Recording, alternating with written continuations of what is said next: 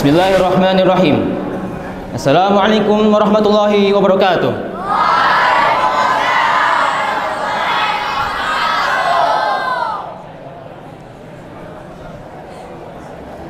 Innal hamdalillah nahmaduhu wa nasta'inuhu wa nastaghfiruh wa na'udzu billahi min shururi anfusina wa min sayyiati a'malina. Man yahdihillahu fala mudilla lahu wa man yudlil fala hadiya lahu. Asyhadu an la ilaha illallah wahdahu la syarika lah wa asyhadu anna Muhammadan abduhu wa rasuluhu la nabiyya wa la rasula ba'dah. Allahumma shalli wa sallim ala nabiyyina Muhammad wa ala alihi wa sahbihi ajma'in. Qala Allah ta'ala fi kitabihil karim, a'udzu billahi minasy syaithanir rajim. Ya ayyuhalladzina amanu taqullaha haqqa tuqatih wa la tamutunna illa wa antum muslimun. وقال يا أيها الناس اتقوا ربكم الذي خلقكم من نفس واحدة وخلق منها زوجها وبث منهما رجالا كثيرا ونساء واتقوا الله الذي تساءلون به والأرحام إن الله كان عليكم رقيبا. وقال يا أيها الذين آمنوا اتقوا الله وقولوا قولا سديدا يصلح لكم أعمالكم ويغفر لكم ذنوبكم ومن يطع الله ورسوله فقد فاز فوزا عظيما. أما بعد فإن أصدق الحديث كتاب الله وخير الهدي هدي محمد صلى الله عليه وسلم وشر الأمور محدثاتها فإن كل محدثات في الدين بدعة وكل بدعة ضلالة وكل ضلالة في النار. Hadirin sidang Jumat rahimani wa rahimakumullah. Pertama-tama dan yang paling utama, khotib berwasiat kepada diri khotib pribadi secara khusus dan juga kepada para jamaah sekalian agar senantiasa meningkatkan kualitas keimanan dan ketakwaan kita kepada Allah Jalla Jalaluh, karena sebaik-baik bekal untuk akhirat adalah takwa. Allah Jalla Jalaluh berfirman, wa tazawwadu fa inna khairaz zadit taqwa, dan berbekallah kalian karena sungguhnya sebaik-baik bekal adalah takwa. Hadirin sidang Jumat rahimani wa rahimakumullah. Kedamaian dan ketentraman kembali menaungi jazirah Arab setelah terjadi peperangan yang tiada henti lebih dari setahun lamanya.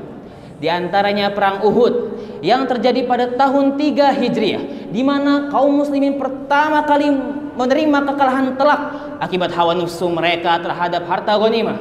Kemudian perang Hamraul Asad yang merupakan bagian dari perang Uhud. Kemudian perang Bani Nadir, perang Bani Sugro, perang Badar Sugro, dan perang Daumatul Jandal. Namun orang-orang Yahudi yang telah menerima penghinaan akibat pengkhianatan, konspirasi dan isu yang mereka hembuskan tak kunjung jera dan tidak menjadikan semua itu sebagai pelajaran. Malah rasa jengkel mereka terhadap kaum muslimin semakin menjadi-jadi ketika melihat kenyataan bahwasannya peperangan antara kaum muslimin dan kaum kafir Quraisy malah menambah kekuatan kaum muslimin dan memperkuat eksistensi kekuasaan kaum muslimin. Dan mulailah mereka merancang lagi tipu daya berupa sebuah konspirasi terhadap kaum muslimin.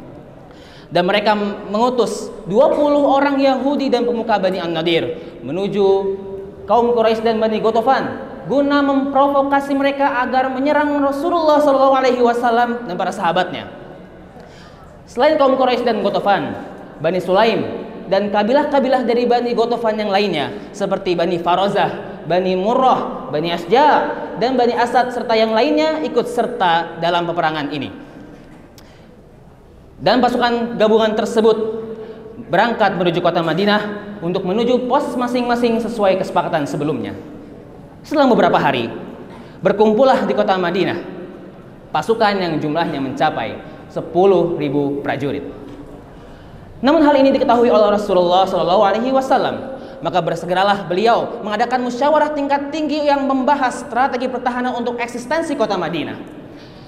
Dan setelah berdiskusi cukup panjang dengan para pemimpin dan para pakar perang, mereka bersepakat untuk mengambil pendapat yang diusulkan oleh seorang sahabat bernama Salman Al-Farisi radhiyallahu an.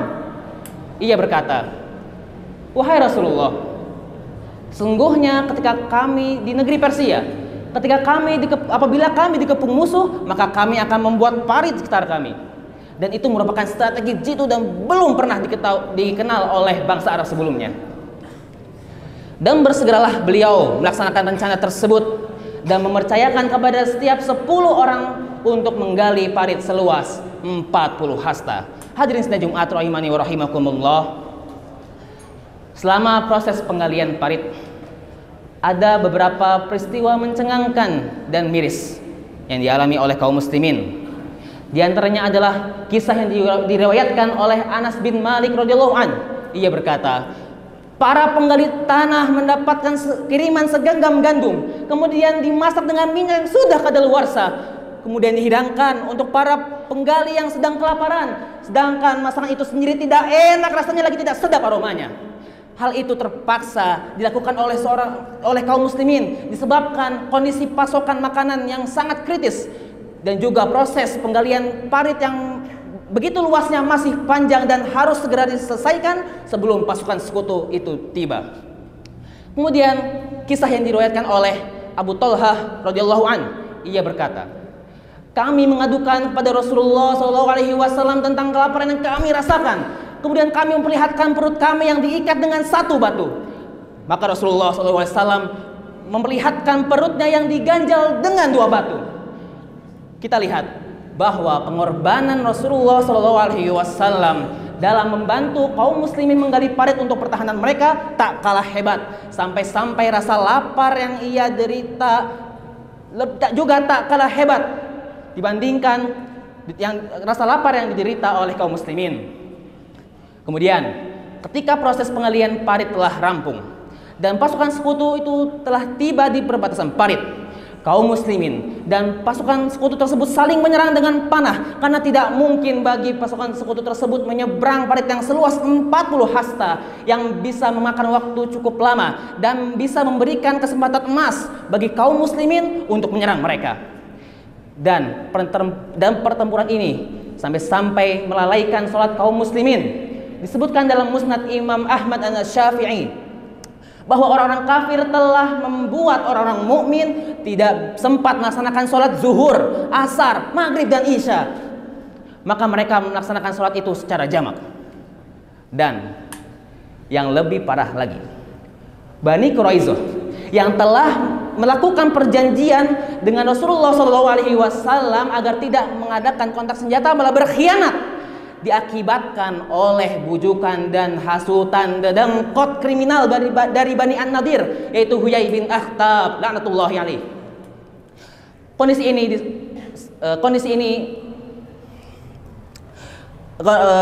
ini dialami oleh kaum muslimin ketika proses penggalian parit.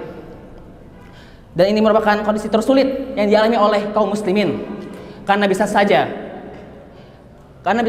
Bani Quraisyah yang tinggal di belakang benteng pertahanan kaum muslimin menyerang begitu saja, sementara tempat anak-anak dan istri kaum muslimin yang sangat dekat jaraknya dengan perkampungan tersebut tanpa ada penjagaan dan perlindungan yang memadai. Kondisi ini digambarkan oleh Allah Jalla Jalaluhu dalam Quran surat Al-Ahzab ayat 10-11. A'udzubillahi minasyaitonir rajim. Wa idz ja'ukum min fawqikum wa min asfala minkum idz zaghatil absar wa balagatil qulubul hanajir wa tazunnuna billahi dzununa. Dan ketika datang kepadamu dari arah atas dan bawahmu, ketika pandanganmu terpana, hatimu menyesak sampai tenggorokan, dan kamu berprasangka yang bukan terhadap Allah, hunalika batuliyal mu'minuna wa zulzilu zilzalan syadida. Disitulah orang-orang mukmin diuji dan diguncangkan hatinya dengan guncangan yang dahsyat. Hadirin sidang Jumat rahimani wa rahimakumullah.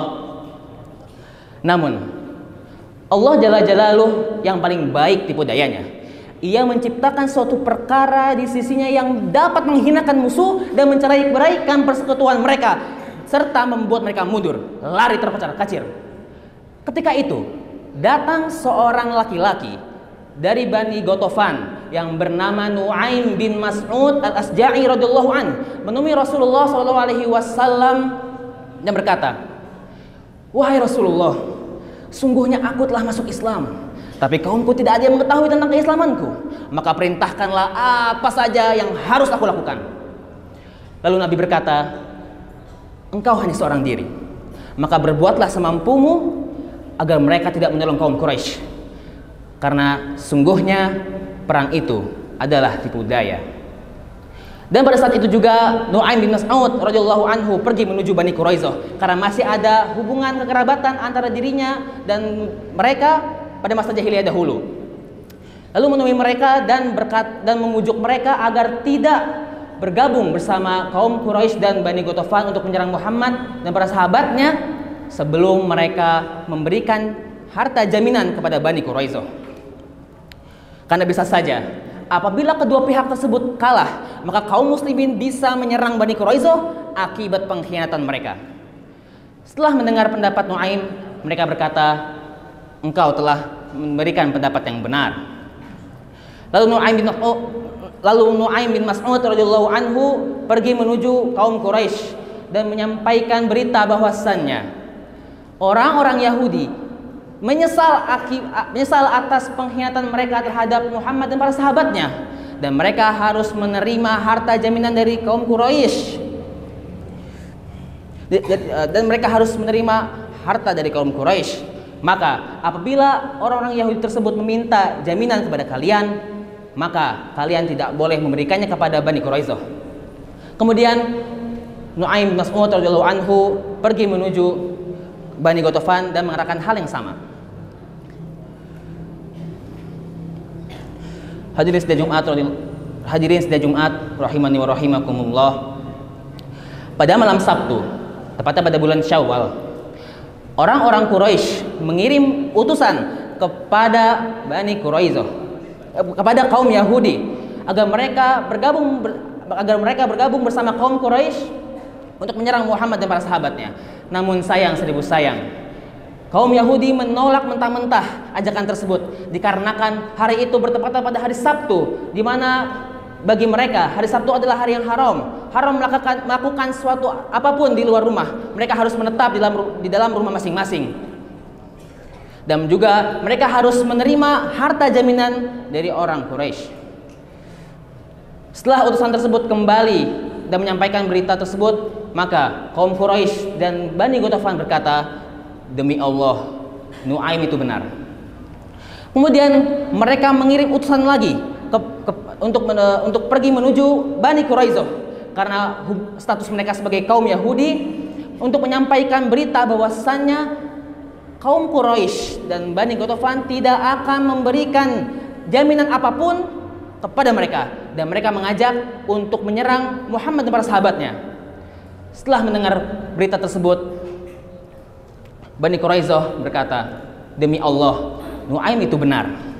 Maka kedua pihak ini saling acuh tak acuh. Perpecahan pun terjadi di antara barisan mereka dan mengerucutlah semangat juang mereka. Sementara kaum muslimin terus berdoa kepada Allah Jalla Jalaluhu, ya Allah, tutupilah kelemahan kami dan berilah kami rasa aman. Dan juga Rasulullah SAW juga berdoa untuk kehancuran musuh-musuhnya dalam sebuah hadis, ya Allah yang menurunkan kitab, yang cepat perhitungannya, hancurkan pasukan musuh itu, ya Allah, hancurkan dan cerai beraikan mereka. Allah Maha mendengar doa Rasulullah SAW dan para sahabatnya. Maka ketika itu Allah Jalla Jalaluhu mengirimkan pasukannya berupa angin kencang yang membuat kemah-kemah dan tempat masak mereka hancur berterbangan. Dan juga Allah Jalla Jalaluhu mengirimkan pasukan malaikatnya yang menguncangkan hati mereka, yang merasukan rasa cemas dan rasa takut yang luar biasa ke dalam hati-hati mereka, sehingga tiada pilihan lain bagi pasukan sekutu tersebut selain berbenah dan bersiap-siap pulang ke rumah masing-masing dengan menerima kekalahan telak dan kehinaan. Hal ini diketahui oleh Rasulullah SAW melalui intelnya yang bernama Huzaifah bin Al-Yaman radhiyallahu anhu, sehingga akhirnya kemenangan diraih oleh kaum muslimin atas izin Allah Jalla Jalaluhu. Aqulu qawli hadza fastaghfirullaha li wa lakum wa li sairil muslimina wal muslimati min kulli dzamb fastaghfiruhu innahu huwal ghafurur rahim.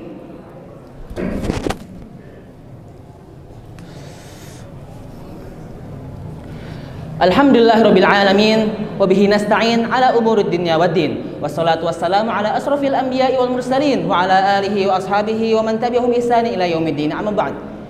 Hadirin sidang Jumat rahimani wa rahimakumullah. Perang Ahzab atau yang disebut dengan perang Khandaq terjadi pada tahun 5 Hijriah, tepatnya pada bulan Syawal. Perang Ahzab bukanlah suatu peperangan yang penuh dengan kerugian di antara kedua belah pihak, melainkan perang urat syaraf di mana tidak ada pertarungan sengit di dalamnya. Namun, perang Ahzab merupakan perang yang sangat menentukan sepanjang sejarah Islam, yang menciptakan perpecahan di antara barisan kaum kafir, sehingga kaum muslimin dapat menjaga eksistensinya di Jazirah Arab dan menyebar luas ke seluruh penjuru negeri. Dan ini membuktikan bahwasannya Allah Jalla Jalaluhu Maha Pengasih lagi Maha Penyayang, Maha Adil lagi Maha Bijaksana. Ia tidak membiarkan hamba-hambanya yang soleh, yang taat kepada perintahnya, yang menjauhi larangannya, dizolimi oleh orang-orang kafir. Perang Ahzab diawali dengan tipu daya dan diakhiri dengan tipu daya. Innallaha malaikatahu yusholluna 'alan nabi ya ayyuhalladzina amanu shallu 'alaihi wa sallimu taslima. Allahumma shalli 'ala Muhammad wa 'ala ali Muhammad kama shallaita 'ala Ibrahim wa 'ala ali Ibrahim innaka Hamidum Majid. Wa barik 'ala Muhammad wa 'ala ali Muhammad kama barakta 'ala Ibrahim wa 'ala ali Ibrahim innaka Hamidum Majid. Allahumma ighfir lil muslimina wal muslimat wal lil mu'minina wal mu'minat al ahya'i minkum wal amwat innaka sami'un qaribun mujibud da'wah ya qadiyal hajah. Allahumma arinal haqqa haqqan warzuqna ittiba'ah wa arinal batila batila warzuqna ijtinabah. Rabbana hab lana min azwajina wa dhurriyyatina qurrata a'yun waj'alna lil muttaqina imama. Rabbana atina fid dunya hasanah wa fil akhirati hasanah wa qina adzabannar. Subhana rabbika rabbil izzati amma yasifun wa salamun alal mursalin walhamdulillahi rabbil alamin. Qum ila salatikum.